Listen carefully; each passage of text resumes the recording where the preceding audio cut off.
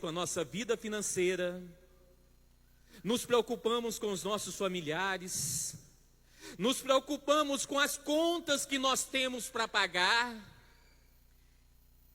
e enfim, temos motivos para nos preocupar.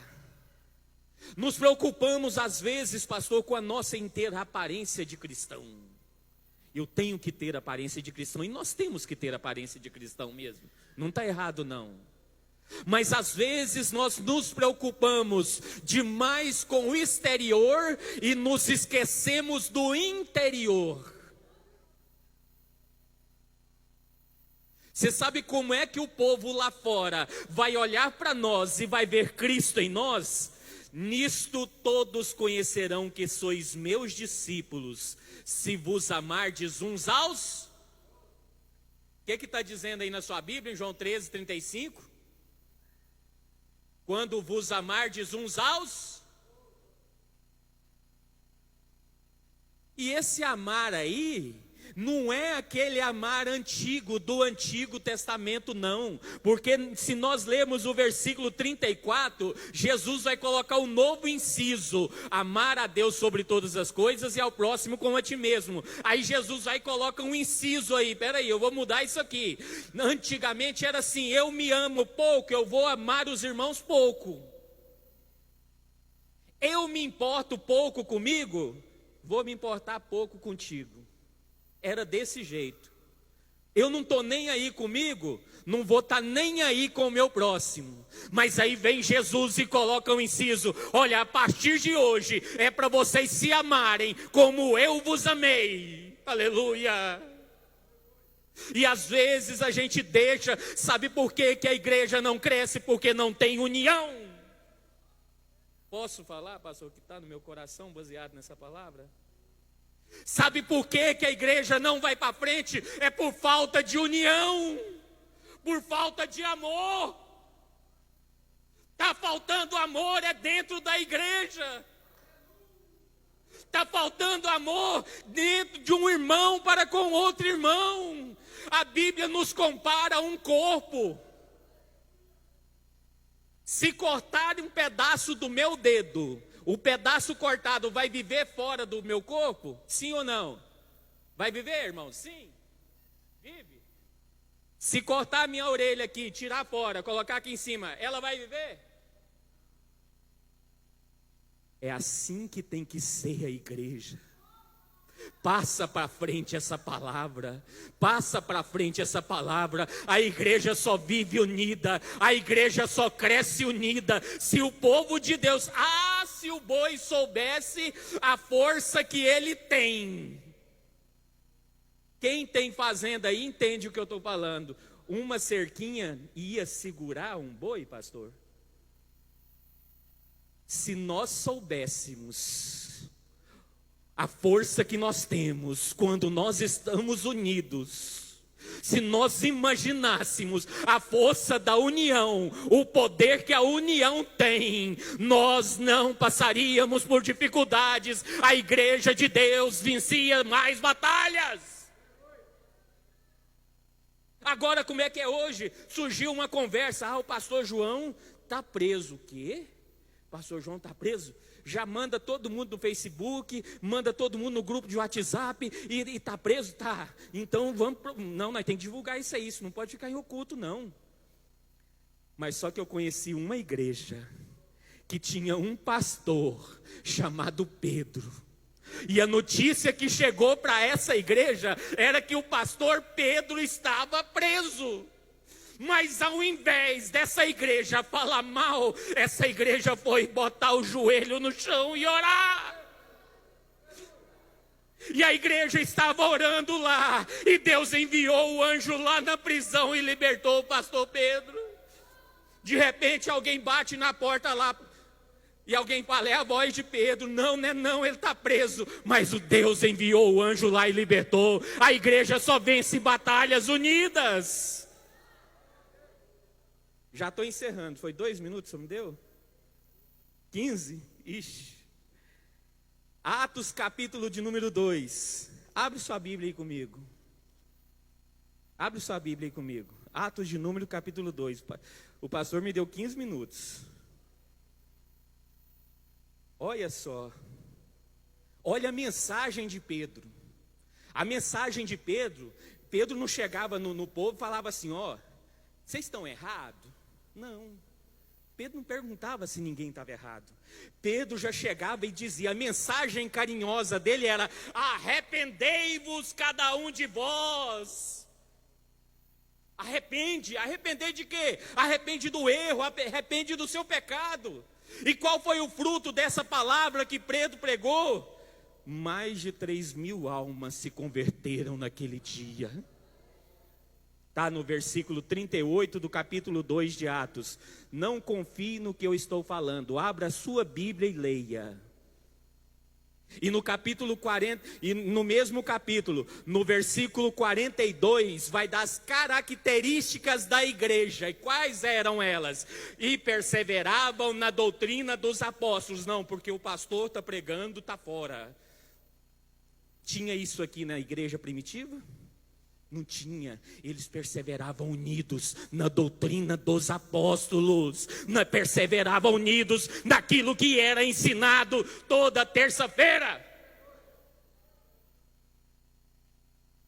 Eu cresci, na minha época eu aceitei Jesus em 1993, estou aprendendo ainda. Mas eu cresci com a mentalidade numa coisa, eu poderia matar culto de quinta, eu poderia matar culto de domingo, é melhor matar nenhum. Mas se tinha um culto que eu não matava de jeito nenhum, era o culto de terça-feira. Porque o culto de terça-feira é o culto que nós alimentamos a nossa alma. É o culto que nós nos alimentamos da palavra do Senhor. É o culto que nós viemos aqui para aprender da palavra, não importa quem esteja ensinando.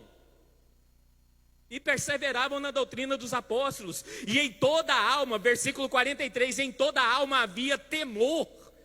E o temor aqui, pastor, eu quero usar como medo, mas medo de pecar, medo de perder a comunhão com Deus, porque às vezes eu tenho vergonha de fazer coisas erradas na frente dos obreiros, na frente dos irmãos, na frente dos pastores, esquecendo de uma coisa, que de Deus eu não me escondo.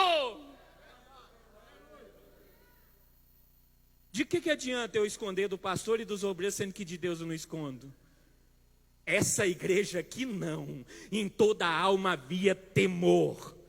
E versículo 44, e todos os que criam estavam juntos. Abre a sua Bíblia aí, todos os que criam estavam desunidos, é assim que está escrito aí? Se o irmão tiver jeito de jogar no telão, joga no telão lá para mim. Todos os que criam estavam juntos e tinham tudo em comum. Você sabe como é que tem que ser a igreja hoje para ela crescer? A sua dor, meu irmão, é a minha dor. Você está machucado, eu também estou. O seu problema é o meu problema. A igreja só vai vencer unida. E vai crescer unida. Enquanto tiver desunião, sabe qual é o único exército que briga entre si? O único exército no mundo que briga entre si, infelizmente, pastor, é os cristãos. Não, mas eu não concordo. Não sei se o irmão é o líder, não, mas aquele líder ali, não, o pastor colocou ele como líder, eu não concordo. Acabou, não participo mais da equipe de louvor. Não, é o irmão, tem que ser igual Josué e Caleb. Josué substituiu Moisés, Caleb ficou alegre, ficou junto do lado dele. Alegre-se pela vitória do seu irmão. Todos os que criam estavam juntos e tinham tudo em comum. Olha só, não pedia, não precisava. Por que é que o Novo Testamento, irmão Roberto, não fala sobre dízimos e sobre ofertas? Por que é que a igreja do Novo Testamento não fala sobre dízimos e ofertas? Porque já era algo que era comum para os irmãos. Está escrito aqui, abre a sua Bíblia, não acredita na minha palavra. Vendiam, versículo 45, vendiam suas propriedades e bens e repartia-se com todos. Todo mundo vendia. Tinha algum necessitado, vendia. E sabe como é que já está vencendo o meu tempo já, irmão? Já está vencendo? Já venceu já?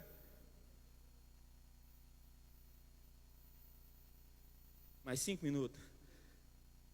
Eu perdi minha linha de raciocínio aqui. Mas eles vendiam tudo, não precisava de pedir. Já era algo que estava dentro do coração deles. Vender para ajudar. E sabe qual que é a melhor maneira que nós pregamos o evangelho para o povo lá fora? Através do nosso testemunho. Tem alguém dentro da família ali, ó. Tem alguém da família que está passando necessidade. Aí a igreja vai lá e ajuda. E tem um não crente que está vendo aquela pessoa sendo ajudada. O que vai acontecer com ela? Eu quero ter o mesmo Deus que eles servem, porque eu quero ser unido igual eles. E aqui diz que eles perseveravam unânimes todos os dias no templo. Agora hoje não, nós temos culto no domingo, na terça e na quinta. E nas congregações segunda, quarta e sexta. Então se eu sou da sede, eu tenho que vir só domingo, terça e quinta. Se eu sou da congregação, segunda, quarta e sexta. Mas eu só gosto do culto de sexta, só gosto do culto de quarta. Aqui está falando que os irmãos permaneciam unidos todos os dias no templo. Versículo 47, para mim encerrar. Louvando a Deus e caindo na graça de todo o povo. Quando a gente tem testemunho, não precisa nem da gente pregar com palavras. Eu ouvi uma frase que dizia o seguinte: pregue o tempo todo, se necessário for, use as palavras, pregue através do seu testemunho. Palavras podem até convencer, mas testemunho arrasta multidões. E o resultado disso tudo, depois dessa igreja fazer tudo isso, ser perseverante, ter temor, estarem juntos, estarem unidos, ajudar um ao outro, perseverar todos os dias na igreja, louvar a Deus. Agora vem o resultado. Olha só, a parte B do versículo 47. E todos os dias, era um dia só, que está escrito aí na sua Bíblia? Como é que está escrito aí, irmãos? Todos os dias o que é que acontecia? Acrescentava o Senhor à igreja aqueles que se haviam de si.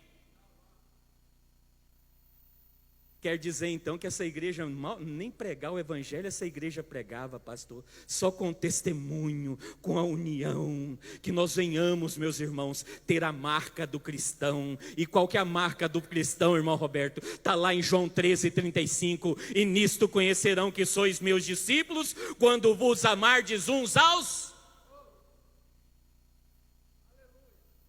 Graças a Deus. Meus irmãos,